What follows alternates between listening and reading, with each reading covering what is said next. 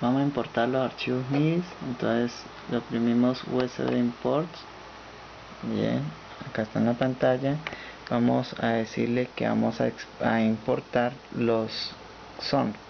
Entonces le escribimos enter y luego enter para ejecutar. Ahora está procesando y está pasando de la USB al disco duro o a la memoria del Roland. Esperamos a que se procese. Listo, ya está completado. Ahora están acá en son. Bien, son 3 canciones las que se pasaron: Fiesta Caliente,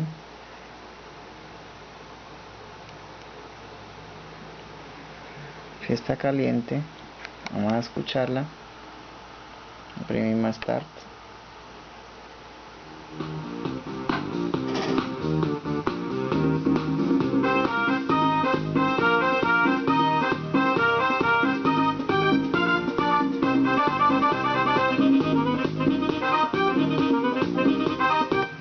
Listo, ese es el MIDI normal.